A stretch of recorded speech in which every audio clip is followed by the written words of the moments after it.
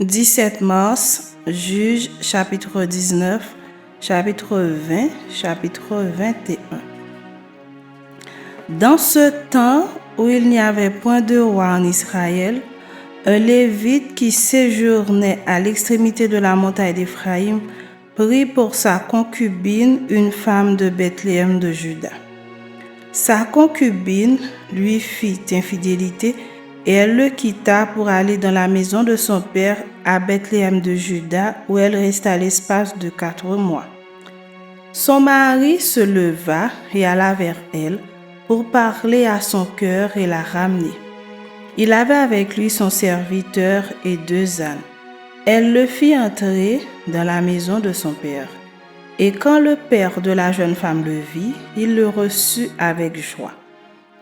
Son beau-père, le père de la jeune femme, le retint 3 jours chez lui. Ils mangèrent et burent, et ils y passèrent la nuit. Le 4e jour, ils se levèrent de bon matin, et le Lévite se disposait à partir. Mais le père de la jeune femme dit à son gendre: « Prends un morceau de pain pour fortifier ton cœur, vous partirez ensuite. » Et ils s'assirent, et ils mangèrent et burent, eux 2 ensemble. Puis le père de la jeune femme dit au mari: « Décide-toi donc à passer la nuit et que ton cœur se réjouisse. » Le mari se levait pour s'en aller, mais sur les instances de son beau-père, il passa encore la nuit. Le 5e jour, il se leva de bon matin pour partir. Alors le père de la jeune femme dit: « Fortifie ton cœur, je te prie, et restez jusqu'au déclin du jour. » Et ils mangèrent eux 2. Le mari se levait pour s'en aller avec sa concubine et son serviteur, mais son beau-père, le père de la jeune femme, lui dit: « Voici le jour baisse, il se fait tard, passez donc la nuit. Voici le jour est sur son déclin, passe ici la nuit et que ton cœur se réjouisse. Demain, vous lèverez de bon matin pour vous mettre en route et tu t'en iras à ta tente. » Le mari ne voulut point passer la nuit, il se leva et partit. Il arriva jusque devant Jébus, qui est Jérusalem, avec les 2 ânes bâtés et avec sa concubine. Lorsqu'ils furent près de Jébus, le jour avait beaucoup baissé. Le serviteur dit alors à son maître: « Allons, dirigeons-nous vers cette ville des Jébusiens et nous y passerons la nuit. » Son maître lui répondit: « Nous n'entrerons pas dans une ville d'étrangers où il n'y a point d'enfants d'Israël, nous irons jusqu'à Gibéa. » Il dit encore à son serviteur: « Allons, approchons-nous de l'un de ces lieux, Gibéa ou Rama, et nous y passerons la nuit. » Ils continuèrent à marcher, et le soleil se coucha quand ils furent près de Gibéa, qui appartient à Benjamin.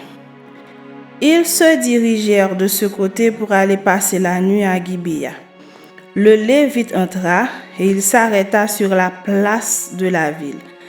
Il n'y eut personne qui les reçût dans sa maison pour qu'il y passe la nuit. Et voici, un vieillard revenait le soir de travailler au champ. Cet homme était de la montagne d'Éphraïm, il séjournait à Gibéa, et les gens du lieu étaient benjamites. Il leva les yeux et vit le voyageur sur la place de la ville, et le vieillard lui dit: « Où vas-tu et d'où viens-tu » Il lui répondit: « Nous allons de Bethléem de Juda jusqu'à l'extrémité de la montagne d'Éphraïm, d'où je suis. J'étais allé à Bethléem de Juda et je me rends à la maison de l'Éternel, mais il n'y a personne qui me reçoive dans sa demeure. Nous avons cependant de la paille et du fourrage pour nos ânes. Nous avons aussi du pain et du vin pour moi, pour ta servante, et pour le garçon qui est avec tes serviteurs.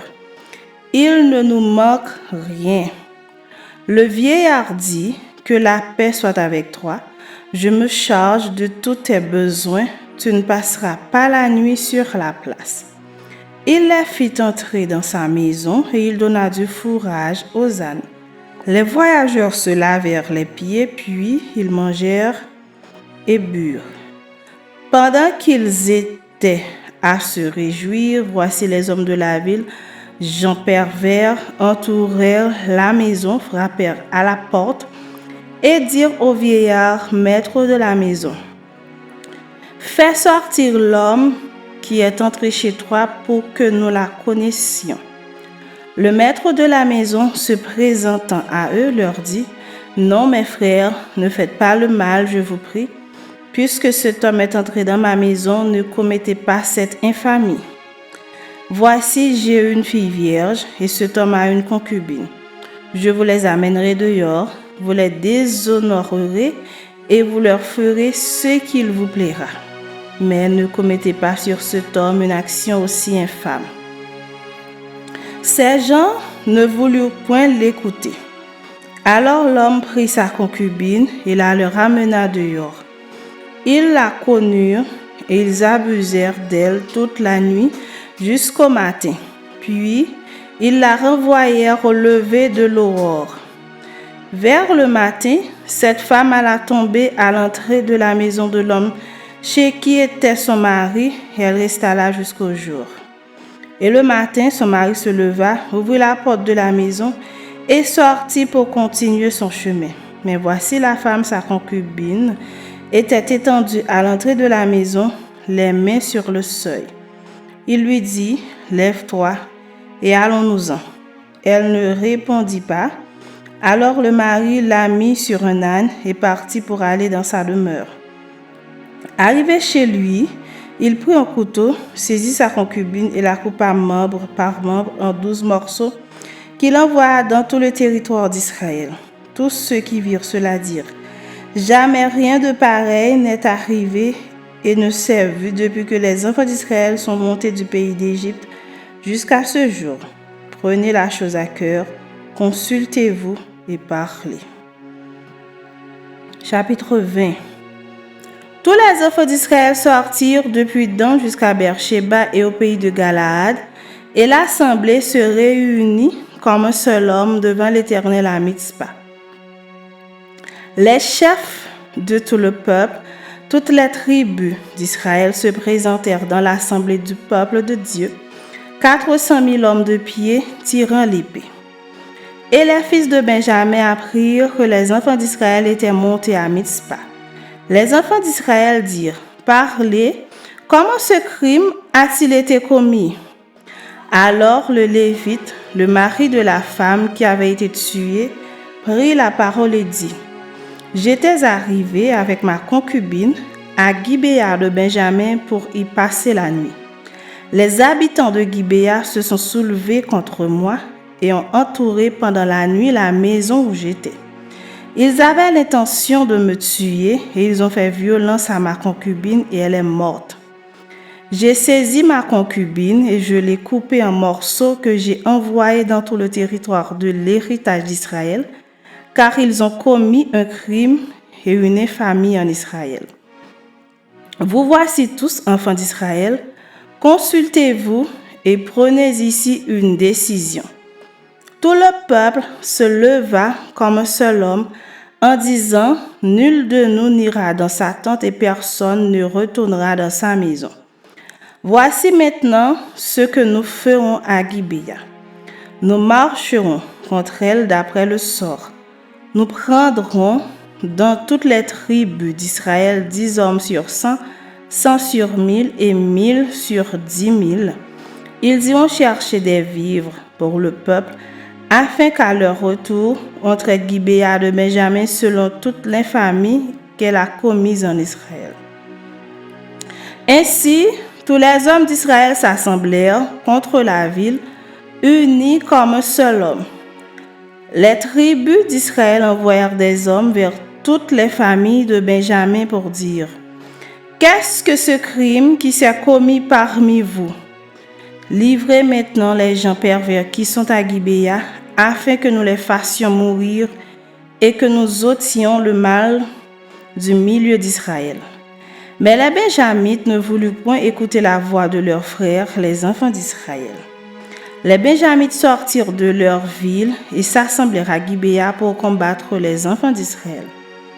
Le dénombrement que l'on fit en ce jour des Benjamites sortis des villes fut de 26 000 hommes, tirant l'épée, sans compter les habitants de Gibéa, formant 700 hommes d'élite.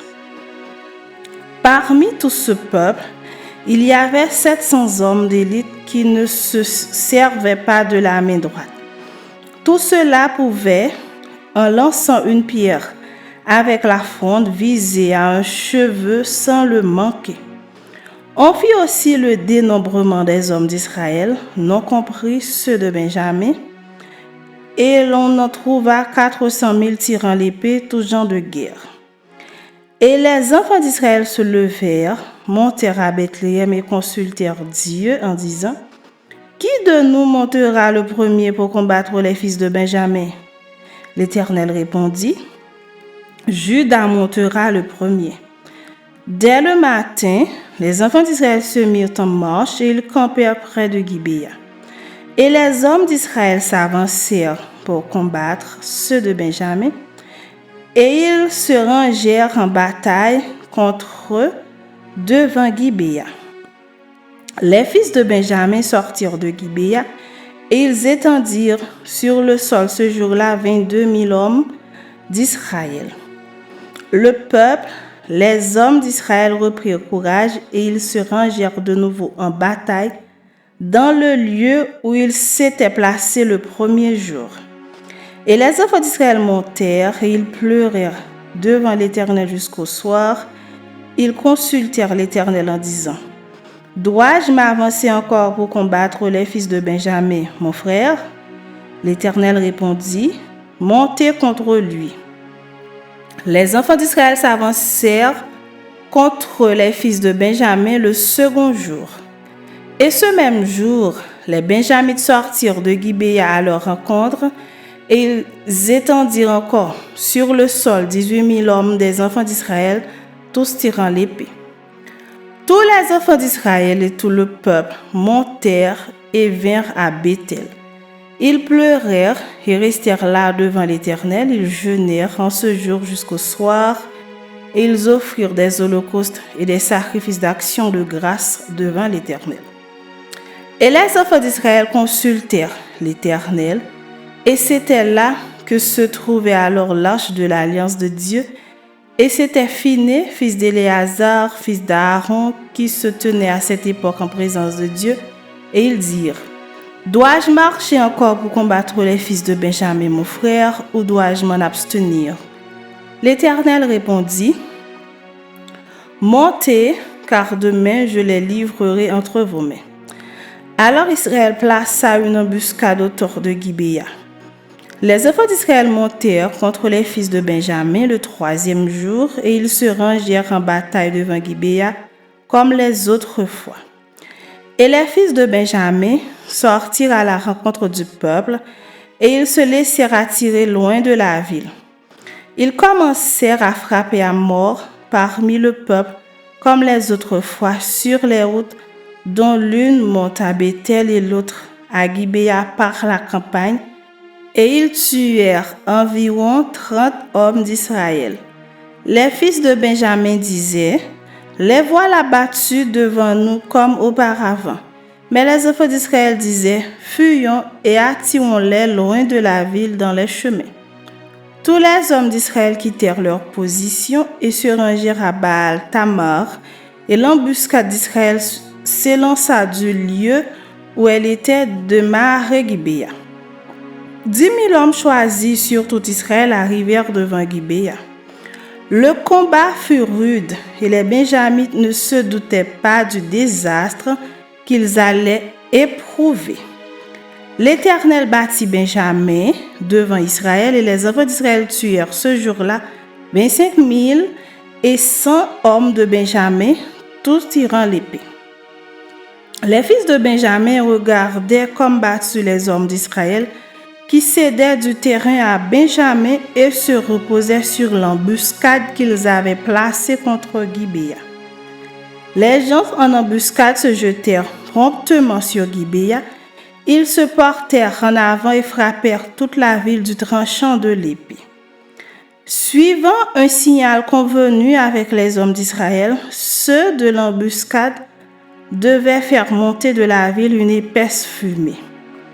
Les hommes d'Israël firent alors volte-face dans la bataille. Les Benjamites leur avaient tué déjà environ 30 hommes et ils disaient « Certainement les voilà battus devant nous comme dans le premier combat. » Cependant, une épaisse colonne de fumée commençait à s'élever de la ville. Les Benjamites regardèrent derrière eux et voici, de la ville entière, les flammes montaient vers le ciel. Les hommes d'Israël avaient fait volte-face et ceux de Benjamin furent épouvantés en voyant le désastre qui allait les atteindre.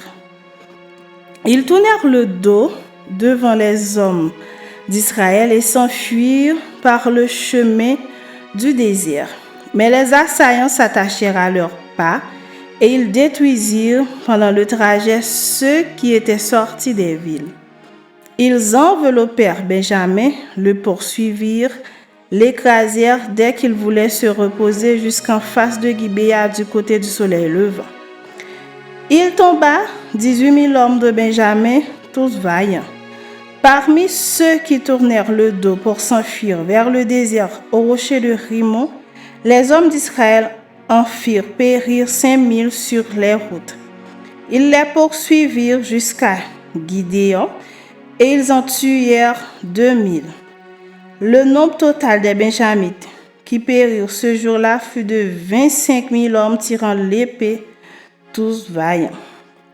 600 hommes qui avaient tourné le dos et qui s'étaient enfuis vers le désert au rocher de Rimon demeurèrent là pendant 4 mois.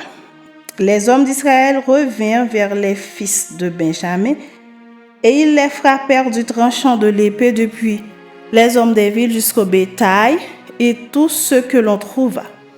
Ils mirent aussi le feu à toutes les villes qui existaient.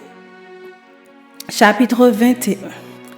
Les hommes d'Israël avaient juré à Mitzpa en disant « Aucun de nous ne donnera sa fille pour femme à un Benjamite. » Le peuple vint à Béthel et il y resta devant Dieu jusqu'au soir.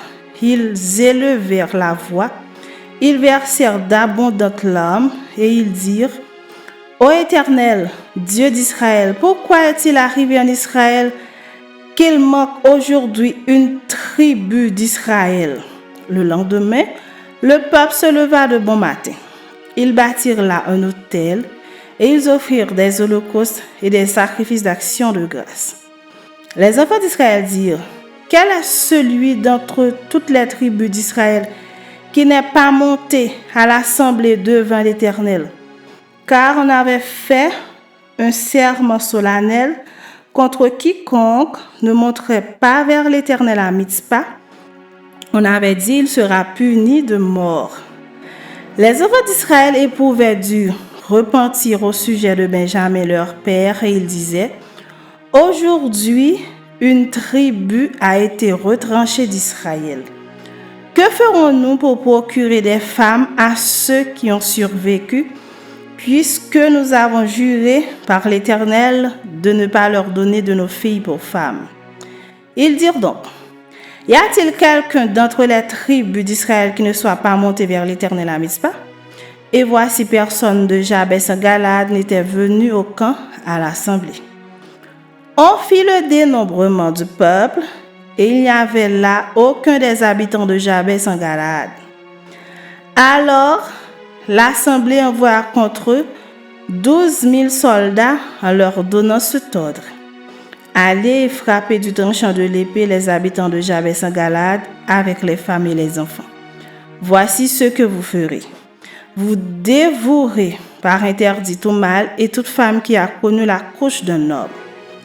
Ils trouvèrent parmi les habitants de Jabès en Galade 400 jeunes filles vierges qui n'avaient point connu d'homme, en couchant avec lui, et ils les amenèrent dans le camp à Silo qui est au pays de Canaan.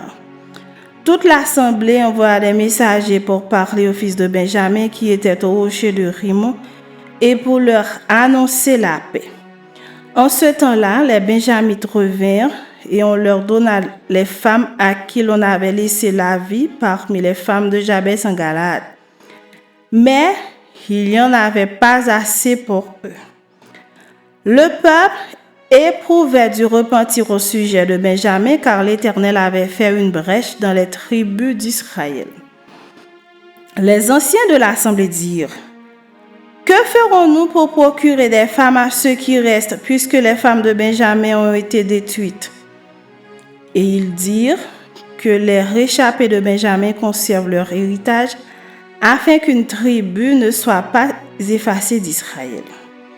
Mais nous ne pouvons pas leur donner de nos filles pour femmes, car les enfants d'Israël ont juré en disant: maudit soit celui qui donnera une femme à un Benjamite. Et ils dirent: voici, il y a chaque année une fête de l'Éternel à Silo, qui est au nord de Béthel, à l'orient de la route qui monte de Béthel à Sichem et au midi de Lébona. Puis ils donnèrent ce ordre aux fils de Benjamin: allez et placez-vous en embuscade dans les vignes. Vous regarderez, et voici, lorsque les filles de Silo sortiront pour danser, vous sortirez des vignes, vous enlèverez chacun une des filles de Silo pour en faire votre femme, et vous vous en irez dans le pays de Benjamin. Si leur père ou leurs frères viennent se plaindre auprès de vous, nous leur dirons: accordez-les-nous, car nous n'avons pas pris une femme pour chacun dans la guerre. Ce n'est pas vous qui les leur avez donnés. En ce cas, vous seriez coupables.